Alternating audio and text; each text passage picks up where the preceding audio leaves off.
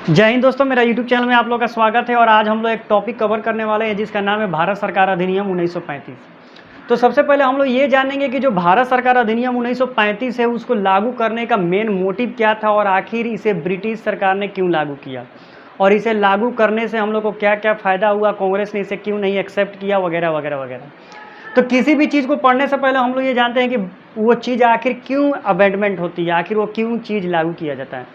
तो इससे पहले मैंने पिछले वीडियो में आपको बताया था कि भारत सरकार अधिनियम 1919, तो 1919 में जो भारत सरकार अधिनियम 1919 जो लागू हुआ था, लागू करने के बाद ब्रिटिश गवर्नमेंट ने कहा था कि 10 वर्षों के बाद ये जो नियम लागू हुआ है इस नियम की समीक्षा करने के लिए मैं कुछ कमेटियाँ बनाऊंगी, क्योंकि 10 साल के बाद हम लोग देखेंगे कि ये जो नियम हम लोग लागू किए हैं वो अच्छा तरीक़ा से चल रहा है कि नहीं, इसमें कुछ खामियां वगैरह तो नहीं आ गई है। तो 1919 के बाद 10 साल जैसे ही हुआ उसके बाद 1935 अधिनियम लागू हुआ। तो हम लोग पीछे बैक चलते हैं और देखते हैं कि 1919 में भारत सरकार अधिनियम 1919 आया था। इसमें बहुत सारी खामियां थी, तो इसके समीक्षा में क्या कर दिया गया। तो 1927 ईस्वी में 10 साल के बाद 1927 ईस्वी में साइमन कमीशन आया। साइमन कमीशन इस रिपोर्ट को जांच करने के लिए आया कि 10 साल के बाद 1919 अधिनियम लागू हुआ था। 10 साल के बाद 1927 ईस्वी में साइमन कमीशन इस अधिनियम को जांच करने के लिए आया कि ये अधिनियम सही है कि नहीं। लेकिन गवर्नमेंट ऑफ ब्रिटिश ने तो इस अधिनियम को भेजा था, इस अधिनियम को तो बोला था कि सही है।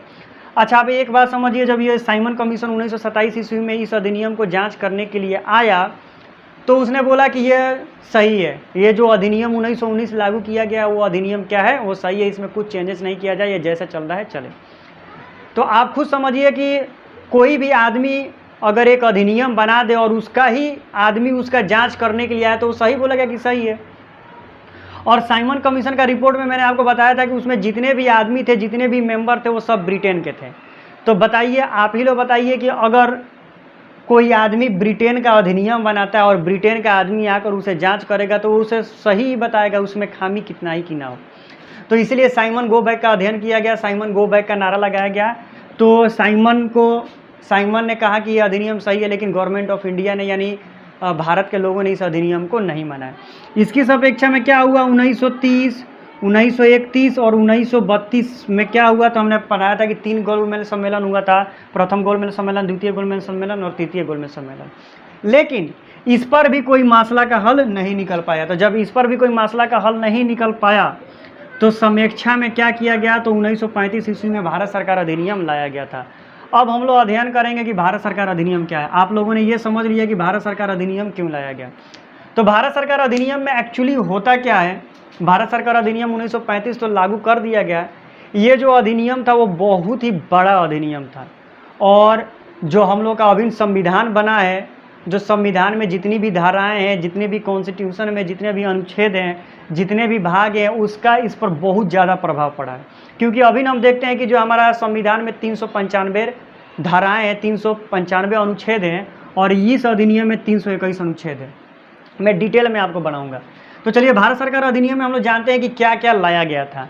तो भारत सरकार अधिनियम जो था बहुत ही बड़ा था, बहुत ही विस्तृत था।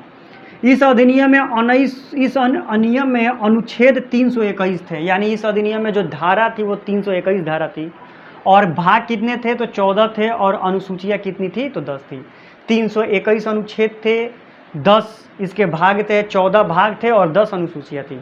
और अभी हमारा जो संविधान बना हुआ है, संविधान में कितनी धाराएं हैं, कितने अनुच्छेद हैं, तो 395 अनुच्छेद हैं।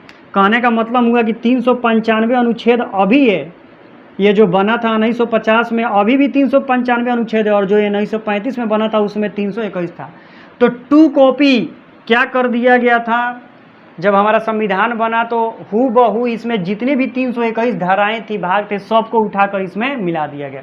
तो बताइए, अपने मन से कितने बनाया गया, तो मात्र अपने मन से 74 धाराएं बनाई गई। बाकी जो भारत सरकार अधिनियम में 321 धाराएं थी, हूबहू उठाकर हमने संविधान में डाल दिया। तो इसीलिए कहा जाता है कि इसका प्रभाव बहुत ही ज़्यादा पड़ा था। तो हमारे संविधान का प्रभाव किस अधिनियम में सबसे ज़्यादा पड़ा है, तो भारत सरकार अधिनियम 1935। बहुत ज़्यादा सवाल पूछता है, ठीक है, तो ये याद रखना पड़ेगा।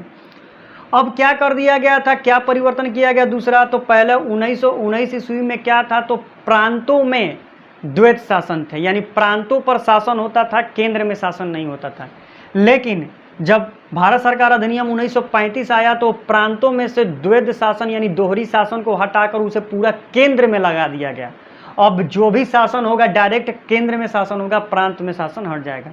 तो यहाँ पर भी एक क्वेश्चन आपसे इंडियन कोस्ट गार्ड में पूछेगा कि किस अधिनियम के तहत केंद्र में द्वैत शासन की स्थापना हुई थी, तो भारत सरकार अधिनियम 1935। ठीक है, या इस तरह भी क्वेश्चन पूछ सकता है कि किस अधिनियम के तहत प्रांतों में से द्वैत शासन को हटाया गया था, तो भारत सरकार अधिनियम 1935 के अंतर्गत। ये बहुत इंपॉर्टेंट क्वेश्चन है। और भारत सरकार अधिनियम के तहत ही अखिल भारतीय संघ की स्थापना हुई थी। ये क्वेश्चन बहुत दफ़ा पूछ चुका है, यूपीएससी, बीपीएससी, पीसीएस लेवल में भी पूछा था। इंडियन कोस्ट गार्ड में तो एनी टाइम पूछता है कि अखिल भारतीय संघ की स्थापना किस अधिनियम के तहत हुई थी, तो भारत सरकार अधिनियम 1935। तो हम लोग का फर्स्ट और सेकेंड टॉपिक कवर हो गया।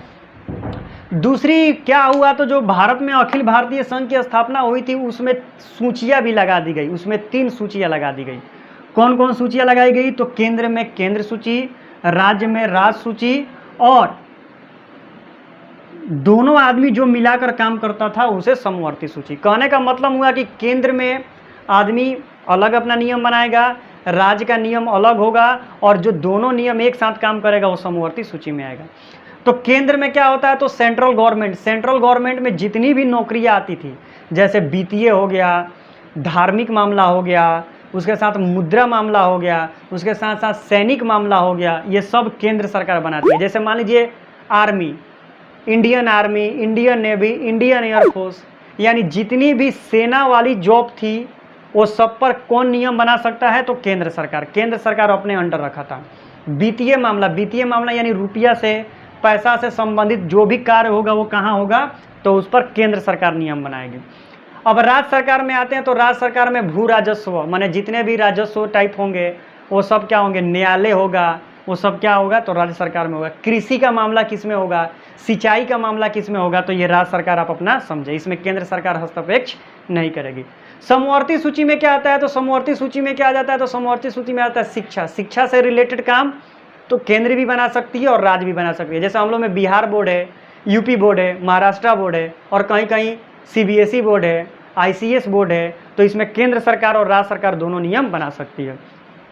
तो केंद्र में केंद्र सरकार नियम बनाएगी, राज्य में राज्य सरकार नियम बनाएगी। केंद्र वाला राज्य में दखलंदाजी नहीं करेगा, राज्य वाला केंद्र में दखलंदाजी नहीं करेगा।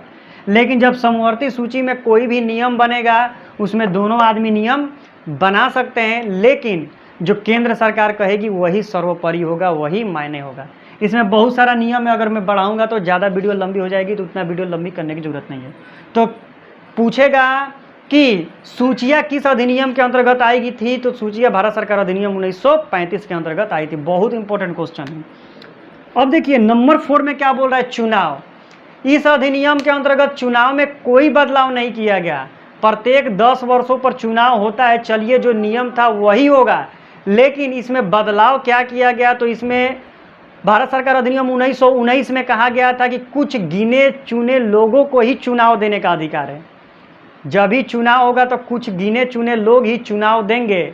लेकिन जैसे गिने चुने लोगों में कौन थे, तो उद्योगपति थे, राजे वाले लोग थे, अमीर लोग थे।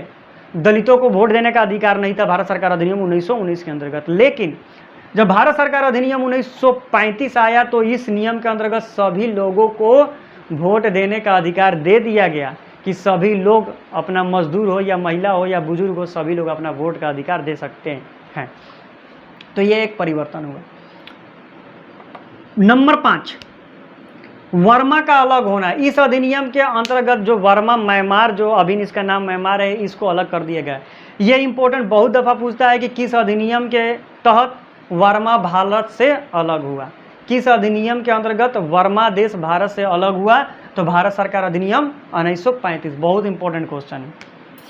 नंबर 6 की बात कर लें, आरबीआई की स्थापना। इस अधिनियम के अंतर्गत आरबीआई की स्थापना हुई, यानी रिजर्व बैंक ऑफ इंडिया, जिसको हम लोग केंद्रीय बैंक कहते हैं। इस तरह भी पूछ सकता है कि केंद्रीय बैंक की स्थापना किस अधिनियम के अंतर्गत हुई, भारत सरकार अधिनियम 1935। और इसकी स्थापना में देखिए, मैंने इंडियन कोस्ट गार्ड का एग्ज़ाम जब दिया था 2 अक्टूबर को, तो मेरे को याद है कि उसमें ये पूछा जाता कि रिजर्व बैंक ऑफ इंडिया की स्थापना, आरबीआई की स्थापना कब हुई थी, और जनरली डेट मेंशन था मैंने तो 1935 याद करके गया था कि 1935, लेकिन मैंने डेट याद नहीं किया तो मेरे से वो गलत हो गया था। ठीक है, मैंने वहाँ पर 1 मई मार के आया था, लेकिन आप लोग याद रखिएगा 1 अप्रैल 1935 ईस्वी को आरबीआई की स्थापना हुई थी। नंबर 7, सुप्रीम कोर्ट की स्थापना, संघीय न्यायालय की स्थापना इसी अधिनियम के अंतर्गत यानी भारत सरकार अधिनियम 1935 के अंतर्गत संघीय शासन यानी संघीय न्यायालय की स्थापना की गई थी, जिसे सुप्रीम कोर्ट कहा जाता है।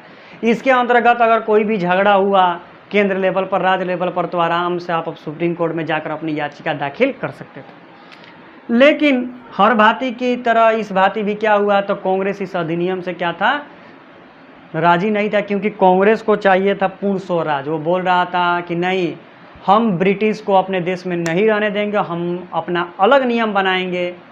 तो इस अधिनियम ने, कांग्रेस ने इस अधिनियम को क्या कर दिया, खारिज कर दिया, और ये अधिनियम भी ख़त्म हो गया। तो मैंने आपको डिटेल में पूरा बता दिया।